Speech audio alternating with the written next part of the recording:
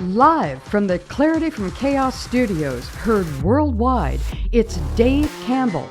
On every episode, Dave and his guests explore, discuss, and work on solutions to some of life's biggest challenges. So, if you're ready, be prepared to be enlightened, amused, and even shocked by what you hear. And now, the real, the authentic, the one and only Dave Campbell. Welcome back to another episode of Clarity from Chaos. I'm your host, Dave Campbell. On this edition of Clarity, we're going to be speaking to the author of an extremely important book, Debunking FDR, The Man and the Myths, Dr. Mary Grabar. Dr. Grabar is a resident fellow at the Alexander Hamilton Institute for the Study of Western Civilization and the founder of the Dissident Professor Education Project. Her work has been published in The Federalist, Town Hall, Front Page, Magazine, City Journal, American Greatness, and Academic Questions. Welcome to the show. Well, thank you. Thanks for having me. It's my pleasure. It's a fascinating book. I finished it today, and maybe we can start with just your thoughts and stuff on FDR's background, because I thought, some of the conclusions I came to after reading the book were kind of interesting, and we can talk about that as we go along. Well, about his background, yes, one of the biggest discoveries that I made was that, FDR is often presented as facing two catastrophes. He was just sort of, thrown into them, the Great Depression and World War II. And he had tremendous challenges, and, historians are overwhelmingly laudatory when it comes to FDR. Right. But even those who are critical say, well, he had this huge challenge with the Depression. He was out of his depth. He didn't know what he was doing. He was trying things. And then with World War II, of course, there's the rise of the Nazis. And here he's faced with this, impossible situation. He doesn't want to go to war, but has to go to war. And in both of these cases, I found that, really his background from the time when he was a boy kind of prepared him to welcome these ordeals. These were things. I got the impression he almost chased them, wanting them, right? I got the feeling that, and I don't want to say participated or precipitated some of the events, but he was certainly looking for that kind of chaos, that kind of adventure to come up during his time in office. Yeah, I mean, he, you may remember, the speech that he gave in Troy, New York in March of 1912 while he was still a young state senator. I think he was 29 years old at the time. And he, he gave a little history lesson, or at least his interpretation of the founders, and said, they got independence, but they didn't realize that what they were groping for was interdependence. And, then he kind of lays out this plan for what the government should be able to do for the good of the community, compel a farmer to plant crops, what kinds of crops, what to raise, right? The deep state. You can see what's coming, right? Yeah, absolutely. Right. And then here comes this perfect opportunity, and the Depression of 1932, and he's got a supine Congress. He can get anything he wants. And this time he doesn't think that the farmers should be forced to plant, but they should be forced to plant under their crops. I mean, of course, this is something that Hoover was already doing, under the mistaken notion that in order to raise prices, you have to cut back on production. But FDR, took it, put it on steroids. And of course, he campaigned on a platform of austerity and cutting back waste and, well, that sounds balancing familiar. the budget and so forth, right? So he was a big proponent of compulsion, and So he used that word in his speech, as well as interdependence. He used interdependence again in his acceptance speech in 1932. So that's a theme that runs throughout. And when he was Assistant Secretary of the Navy during World War I, he felt that Americans, all Americans, should either face compulsory military service or do compulsory labor. Um, I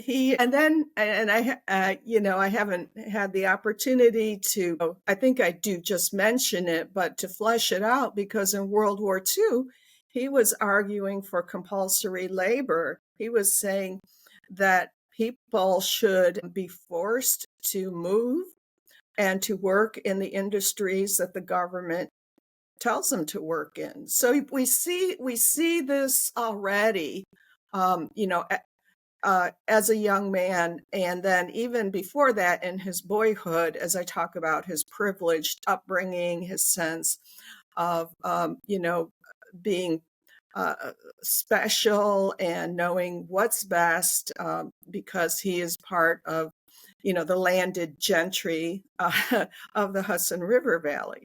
Well, that's interesting you bring that up, Mary, because I think even in the modern day Democrats have that landlord psychology where they believe that they know better, and so therefore they're going to put together something, i.e. Obamacare, for Mhm. example, that they know better about this, and therefore just kind of shut up, or to Nancy Pelosi's, you've got to vote on it before you read the bill kind of thing. It seems like that's kind of where a lot of what is deeply inset in the Democratic Party, and still is showing itself a lot lately. Probably it sounds, at least when I was reading the book, I got the distinct impression that this may have been the seeds for a lot of that we know better,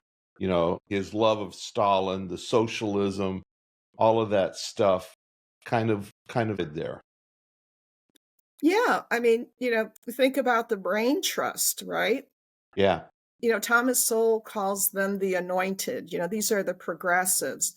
And right. so Franklin Roosevelt, who was a pretty poor student at Harvard, although he did go to Harvard, of course, Well, surrounded himself with, right. these what he thought were bright young minds, young men fresh out of college with PhDs, no practical Yeah, no experience, real world often experience, right. no common sense. Yeah, and no common sense, yeah. Which pretty much describes where we're at today, right? Is Right. Go ahead. Yeah, yeah. I mean, so we're looking at these agencies now, right? And these federal employees who are screaming, and Right. crying on TikTok and elsewhere about Oh yeah. losing their jobs. Look, I was just talking to someone who got fired. He was going to, work for 2 more years. I've been fired. Just about everyone's been fired or Every lost a job, yeah, right? yeah, most everybody's been canned at least once in their work history, if not more than once. Yeah, And so, or you take a farmer who spent an entire year planting and trying to harvest a crop, only to have the weather completely destroy it. So these guys aren't facing any kind of real world tragedy, except though, Mary, I think the problem is, several generations ago we started with participation trophies, and we took the fear of failure out of the environment because we didn't want anybody to suffer for failure. And I think what we have now is a generation that doesn't know what it feels like to actually have some of that adversity. yes, well, that's true, and I've written about that as well. But I think if we go back to the New Deal and FDR's brain trust, I mean, these people felt that they could dictate how other people should live because they were smarter, they were more virtuous, they were getting paid 2 or 3 times the amount of money they would have gotten in the private sector, in the depths of the Depression. And so we've nurtured this class, and so think about, the people who work at USAID, who've squandered billions, and all these other federal agencies and these Yeah. NGOs, maybe they got degrees in women's studies or, Basket weaving, right. and I mean, when when I was still teaching and in graduate school, you had gender studies and post-colonialism, and they keep coming up with these more esoteric terms that have no real scholarship as their basis. And so you've got these people with these degrees, and they go to work for the government, and they feel, that Right. they do good if they spend taxpayer money. Yeah. Well, it's kind of like playing with monopoly money, right? It's not theirs. So any kind of fiduciary relationship that they have to safeguard what's going on there is completely gone, right? They've got $20 laying on the desk that doesn't belong to them. They have nothing to do with it, but they have the ability to give it to somebody else, and with no consequence, right? So along comes Doge, right? And President Trump, and all of a sudden there's a smattering of accountability thrown in there. Yeah, and you think about Franklin Roosevelt's background, and I keep taking this back to Franklin Roosevelt because he really started this. I mean, his ideas were loosely progressive, but he grew up with this attitude, as his critics like Westbrook Pegler, at the time would say, he never did an honest day's work in his life. He never had, the only time he had a boss was when he was an assistant secretary of the Navy, and he always defied him and ridiculed him. Um, anyway, but, FDR lived off of inherited money until he got into the White House. His mother died leaving $1.5 million, which was quite a bit of money in the early fees. She had raised that from $1 million during the Depression. And Franklin Roosevelt grew up having nothing denied to him. I mean, here he was, like little Lord Fauntleroy, the only child, pampered, having governesses going to Europe, walking around the lands that his father owned, having his own pony, a boat, a yacht. Right. And his mother supported him, So here he was with 5 children, married with 5 children, and they had a retinue of governesses and servants and valets, and his mother was supporting him. He never knew what it was like to have to Right. earn a paycheck and to budget, so he'd have enough to live on. And that's the way he ran the country. There was always money coming from someone else. And he had his brain trust, which he called his privy council, like, a king's counselors. Right. And money was no object. And here we are today, and, and, Exactly. and President Trump's is really the first one that I can remember or know about who really seriously is attacking this. You can't just say, okay, we're going to cut this and that a little bit here and there. You have to get at the root of it. Well, yeah, I mean, you're looking at 100 years of this manifesting itself, and it's going to be one hell of a job to try to untangle all of the things. I mean, they can't even find some of the money. They know the money is gone, but some of the stuff from an accounting standpoint, they don't know where it went because nobody wrote it down where it went, right? They Right. just threw it out the window. So let's shift gears a little bit, because it was interesting when and maybe this was the part in the book where he was the assistant secretary of the Navy, but he didn't have a very good honor code. A lot of the people in the Navy thought he just flat was a crook, Mhm. and that's a pretty damning on your on your resume. and then, from that, he went after the presidency after the end of the First World War. So the name Bernard Baruch keeps coming up. And maybe you could spend a few moments talking about that relationship, because it looked like Baruch was the fixer to me. Well, yeah, he did have a bit of a pull, because of his money. He was a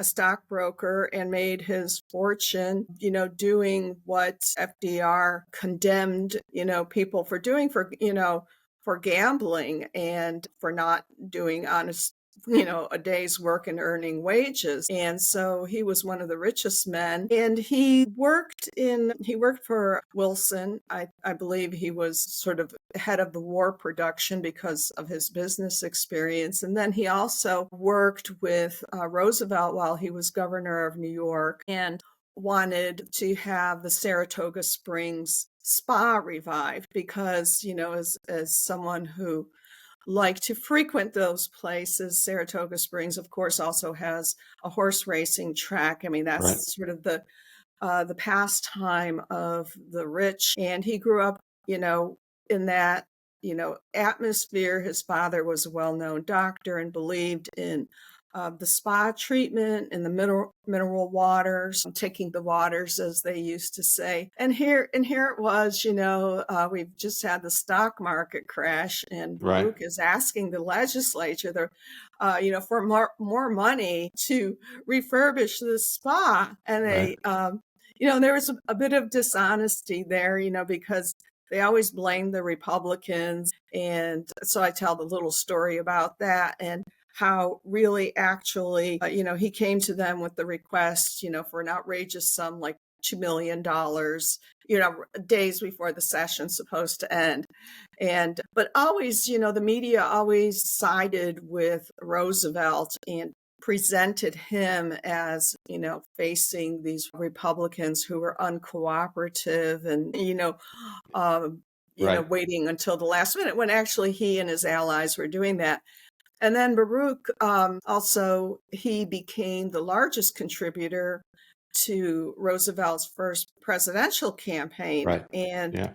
as a result of that, he got a say, the final say, on the speeches during the campaign. He got to see every one of them. And when Roosevelt made his first cuts, so he got during his first 100 days, there was just a flurry of activity, and all these programs were implemented. But he followed Baruch's directions and cut 400 million from the veterans, which I think, if you're going to make a cut, that's, there are other places you can do that, Yeah. right? Right. Let's not Yeah. go after the Absolutely. veterans. Absolutely. And made a cut of 100 million for federal workers' salaries. So these were the exact numbers that Baruch had recommended to him. And so, it's kind of ironic, because here, Roosevelt kept slamming the money changers, and, in the temple of our civilization. He attacked them, as he said in his inaugural address. But in reality, he also was a money changer. He was involved in a few shady businesses himself, trying to make a fortune, Yeah. manipulating the German currency to his advantage, or trying to, and, working with one of the richest men in the country, in order to get campaign funds. And, Right. he was a member of the elite. He never left that class. He always thought of himself as that class, but he is almost always presented as an advocate of the working man. That's interesting. And, what struck me, I guess, overall, Mary, was the parallels between your book and FDR, and his being propped up constantly by the established media, Hmm. and looking at where we're at now, and the same kinds of scenarios that have gone on for the Obamas and the Bidens and the Clintons and everybody else. It's remarkable that the parallels are there. It almost seems like, I'm reading about the Obamas when I read about FDR. All I have to do is change FDR for Barack Obama, and it's almost the same thing. The only difference, I guess, is coming from privilege. But as far as underhanded things that have gone on and all the other kinds of things, and the support of the established media, it seems like it's been an ongoing stage production, up until now. Yeah, but not all politicians get that treatment from the media. Certainly No, the they don't. They don't. And I don't know what that selection process is. well, Roosevelt had the name, Right. and he followed in the footsteps of his fifth cousin, Theodore Roosevelt, Yeah. who was a big hero. He actually took the same, very consciously after he decided to become president, and he articulated that when he was a freshman in college. He took the same steps. He wanted to be in the New York State Assembly. That didn't work out, but he was in the state Senate. He went on to become Assistant Secretary of the Navy. He did run for vice president in 1920 with Cox. But so he already had the name. And, I guess back in that day, there are certain things that the media will put in a positive light. And so there was something about this wealthy family that predisposed reporters to treat, Franklin Roosevelt well. And of course, he was associated with Teddy Roosevelt, but that really didn't come until he married Eleanor, Yeah. Well, right? yeah, because of the relationship between Eleanor and Teddy, right? Wasn't she the niece or Yeah, she was his favorite niece, right? right? And so, and I believe, and some other historians hint that, he married Eleanor for that reason, Yeah, for because leverage, right? yes. Yeah, political whatnot that comes along with that. But then he dabbled off stage, so Oh right yeah. for quite some time. One question though that came up in my head, and I'm going to ask you, and I guess I'm going to put my tinfoil hat on a little bit because I read Clausen's book about the failure at Pearl Harbor, and Mm. I've read several other books. And in reading your book, I'm almost compelled to ask the question, do you think there was some kind of orchestration there with FDR and Pearl Harbor? Well, he definitely did want to provoke a war. Japan. Yeah. Right. He was trying with Germany, he said, or it said that Japan would attack around the Philippines, and he didn't think it would ever happen in Pearl Harbor. So he told Winston Churchill, when he came to Placentia Bay to meet for the first time, that he wanted to provoke war. He was going to do something to instigate an incident. Now, I don't know if we will ever have the definitive proof Yeah, about Pearl Harbor. yeah. I don't know. It's just Clausen's book does a lot of finger pointing, and I was just curious. Well, the one thing we do know is that he disregarded the warnings from Admiral James O. Richardson Right. in 1940, and who told him, you can't keep that fleet out there, it's vulnerable to attack. And FDR's response was, well, I can't move it now because it's an election year. So everything hinged on his election.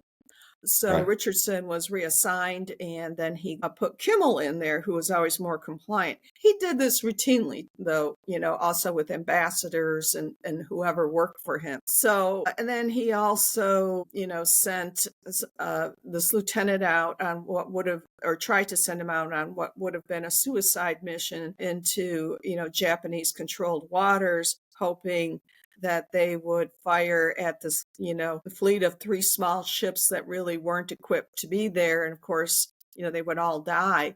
But, it points to someone who really doesn't care. I mean, Yeah. Yeah. right? Yeah. Yeah. It's, like I said, I just found it interesting when your book lays out, the psychology of the man, and his adoration of Stalin. Yeah. It just, and then a lot of his policies, he basically gave Eastern Europe up. So I just, kind of had to ask, but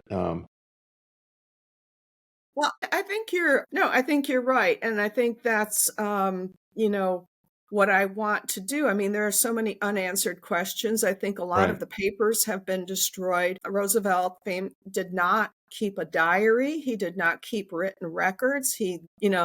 I think told Morgenthau that, he is not going to leave a paper trail. He did that deliberately. And so a lot of what we know about Roosevelt is from people who knew him, right, what they said about him. And, when you look at all the other callous actions that he took and you look at his character, right. you can believe, Yeah, I mean, it doesn't, if you want to start playing connect the dots after, if you get a sense of the psychology and the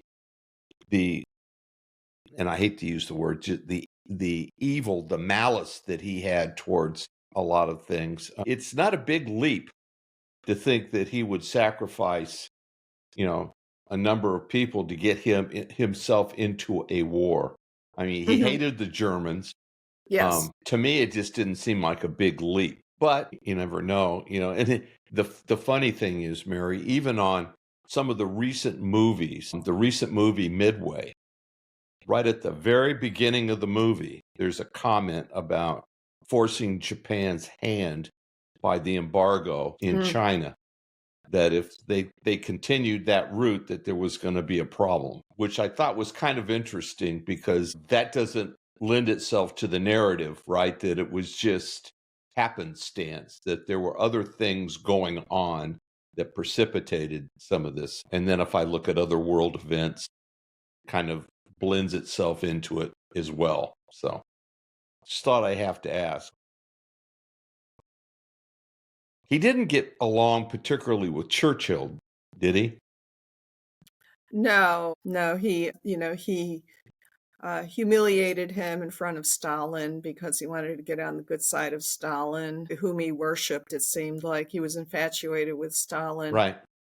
And, pretty cruel. I mean, there are other people, you know, like his childhood friend from Groton, Francis, he was his attorney general, who talked about his cruelty and how he liked to, catch people off guard, the people who were closest to him. And when they were the most vulnerable, he'd lob an insult or something at them. He'd get them, kind of warmed up and feeling comfortable. And then he'd stab the knife. Right. So, he really did have this mean streak. And I think, the pictures that you see of him, with up tilted chin with the cigarette holder, Right. smoking one of the 40. Yeah, I mean, he's been propped up. He's been propped up as long as I could remember and is still held as a hero. But I found it fascinating in your book when you talk about his attitude towards civil rights. It's the, he didn't really care. He didn't care that, blacks were having a problem in the South or anything else. He just kind of walked away from it. Yeah, I mean, and it's amazing that, the black vote, by his second campaign, flipped to the Democrats. And Yeah. and a lot of it had to do with the patronage. He would, time the unveiling of new buildings. Like there was a new chemistry building at Howard University. And so in late October of 1936, there he is with Oh, Eleanor. goodness. And Yeah. look at what I gave Yeah, you. I amazing. It's gave you this. amazing. It's amazing. So I'd like to close this out. What are your thoughts on our new president and we've talked at length about, all the way back to FDR setting the stage all of these many years for a lot of the things that need to be undone. So how do you rate Trump and what he's trying to do? Well, the one positive thing he did, he's very conscious of the FDR legacy, and he took down the portrait of FDR in the Oval Office right away. And he said, we're smashing the Franklin Roosevelt, I forget what he called it, agenda or something like that. So he's consciously doing that. He understands the depth of the problem, the monster that was created by Franklin Roosevelt that has sort of taken over government. Yeah. And he is, very forcefully going after it. And I greatly admire him for doing that. That's exactly what we need. We need to bring the government back to the people, take it out of the hands of these bureaucrats, of the brain trust that's still out there, the descendants, people who feel they're special and are owed well-paying jobs while they just goof around and are creative and think up things. And he is America first. And FDR, of course, hated America first. He was not for America first. He was for, Russia first and Britain first before America. Yep. So I think he's doing all the right things. Well, like I said, again, what we've been talking about, ladies and gentlemen, we're talking with Dr. Mary Garber and her book, Debunking FDR, The Man and the Myth.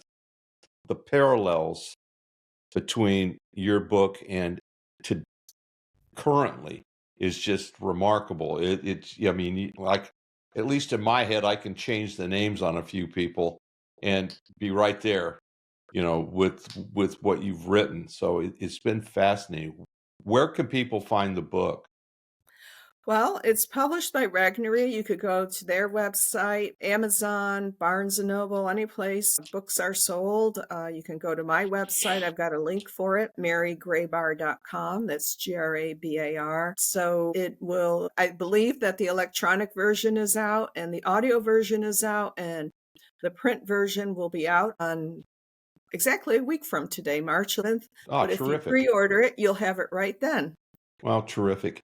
It's been an absolute joy to talk about all of this stuff with you, and I really appreciate you taking the time to discuss it. It's been a real treat. Well, thank you for having me. It's been a pleasure. I love talking about FDR. Absolutely. Well, take care, Mary. Okay, you too. Thanks. All right, bye. Thank you for listening.